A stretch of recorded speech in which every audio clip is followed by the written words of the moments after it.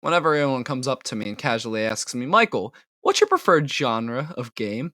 I may give out an answer related to games I'm currently playing at the moment, whether it be some roguelike of the week I found on Steam at 3 a.m. or my 500th hour of Team Fortress 2.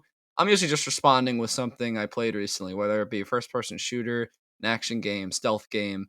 Very broad, I know. Now, near the bottom of that list of genres I'll randomly pick from on a day to day basis would most definitely be racing games, alongside sports games and soulless mobile titles and whatever that is. But when asked for any exceptions to this rule, I would reassure them that while the genre at large doesn't necessarily appeal to me, there's one game that I consider the crowning jewel of the genre. It is such a hidden gem of a game, and it blew my non existent expectations out of the window. It's extremely fun, competitive, and challenging through and through. I'm, of course, referring to the one, the only Garfield Kart. What? That can't be right. Hold on. Let me check. Let me check the script. I know I have it somewhere. Oh, there it is. Okay, here we go. I am, of course, referring to Descenders. So let me start off with my personal history with the game. Let's see. While I was browsing my Discovery queue one night, I saw a game that was currently experiencing a free weekend. I played it, sunk 10 hours into it, and bought it at discount price when it was over. Really, that's about it. I had never even heard of this game prior to trying it out or seeing it in my Discovery queue, despite the 95% overwhelmingly positive rating on Steam. Why is that? See, there's a good chance that you've never even heard of this game either, like me, despite its perceived popularity and positive reception. So the goal of this video is to raise interest in it and detail why it of all games deserves your attention and how it really sucked me in during the past year or so. Let's begin. Now, let's discuss the mechanics. In Descenders, you play some random biker dude who really enjoys riding headfirst into death-defying jumps and crazy stunts with little to no regard for his own life at all. In reality, the game is a weird blend of simulation downhill biking action and procedurally generated track design. That's right, this game's primary career and career plus modes are entirely computer generated. Now, while this may seem like a turnoff for those who enjoy those meticulously crafted levels and deliberate set pieces of other games, this game's appeal lies in the fact that every track is generated under a specific set of instructions. These three sliders pictured here control the level of steepness, curves, and amount of stunt jumps generated on the map. While this may seem extremely artificial on paper, it's often difficult to distinguish whether or not a level is really generated or not, and the results can look really polished sometimes. There are a few hiccups that present themselves now and then, but the amount of immersion the game presents despite this random generation should definitely be commended. This main gimmick of randomly generated courses is intertwined with the game's career mode. Within it, each node on the map represents a level, and clearing a level makes the nodes around it available to play on. The player starts off with 4 lives at the start of each career mode session, and completing these optional in-game challenges provided by each level grants you 1 life per challenge completed. Every time you bail, you either lose 1 or 2 lives depending on the severity of the bail. Lose all your lives, and you go back to the main menu. Now, there are special cases regarding these two systems. The medic camp levels give you 1 health simply for completing them, while the danger zone levels increase the health lost on bails to 2 to 4 health instead of 1 to 2, while also doubling the reputation given for tricks. To move on to the next world, you need to beat the boss level of each world, which has a special boss jump that rewards you with more reputation. Speaking of which, reputation is the main status tracker within the game, alongside the unmonetized collectibles that can either be randomly dropped or earned through milestones and achievements. Reputation is earned through the trick system, which we'll be discussing in a bit, and contributes to many of these aforementioned milestones. Oh, and did I mention that cosmetics are monetized, baby? Woo! This wouldn't be such an achievement if the AAA game industry wasn't a total dumpster fire, but hey, that's a rant for a different day. Now, please understand that when it comes to reviewing games, I am extremely biased. When playing a game, I value the controls over everything else. That's why I'm not a huge fan of games like Dear Esther or other walking sim types, and I religiously love games like Cruelty Squad that look like garbage but play really fun. So, the aesthetics of Descenders are nice, and the mechanics are interesting, huh? But how about that gameplay, though? And am I pleased to report that this game plays like an absolute dream. It's relatively simple, revolving around a basic two-stick system allowing for accurate leaning, steering, in-air tweaking and correction, bunny hopping, pumping, and more. The most interesting parts of all this, however, is the trick system. There are 5 different tricks depending on which direction you either tilt the right sticks or press the arrow keys. Tilting up while in the air performs a no-hander, tilting down performs a Superman, tilting one of the horizontal directions will perform a knack-knack, tilting up on a horizontal direction will perform a tabletop, and pressing down in a horizontal direction performs a can-can.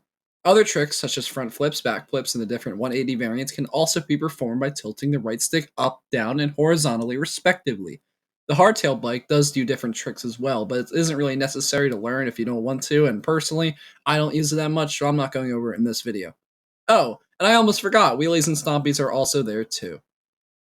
Whew, that's basically the Excel spreadsheet technical rundown of all the tricks.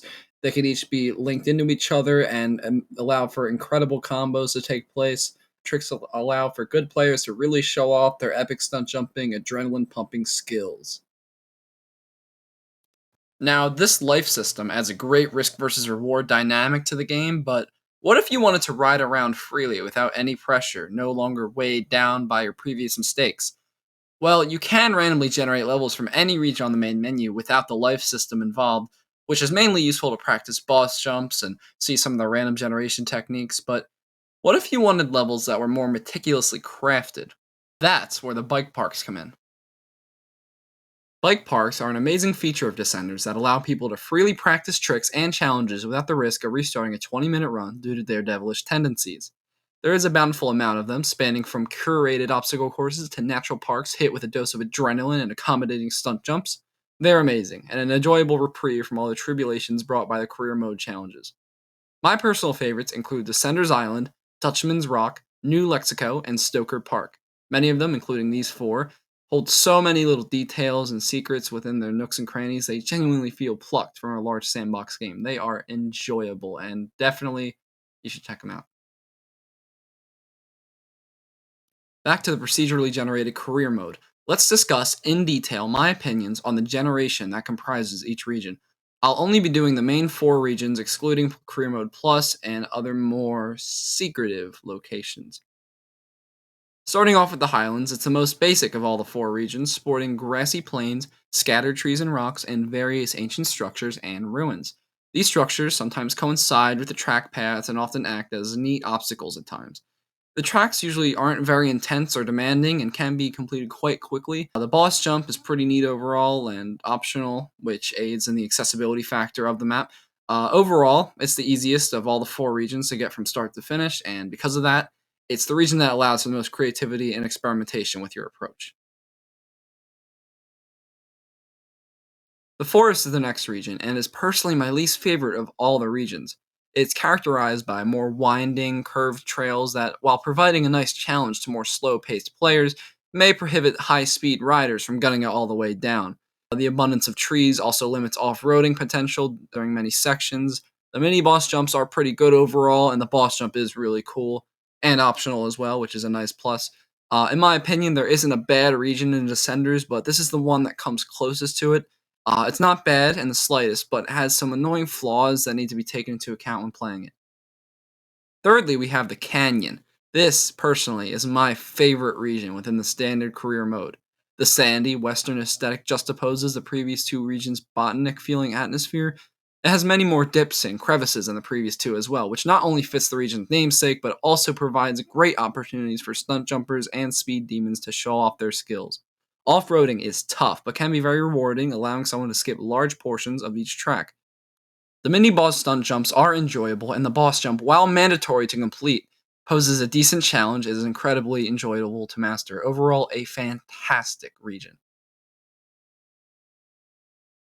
Finally, we have the peaks, the unofficial close of career mode.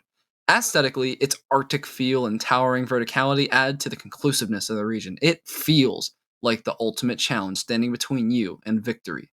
With that said, it's the most challenging region yet, punishing nearly all mistakes with a long fall down the icy mountain. Speed isn't handed out to you, unlike the other 3. You must earn and maintain it, otherwise, you'll miss that jump and plummet. Stunt and mini boss jumps are tough overall, and the final boss jump, I don't want to spoil it, but it deserves a title of Boss Jump, as its challenge and spectacle provide a fitting conclusion to the base career mode. Alright, we gotta end this video someday, right?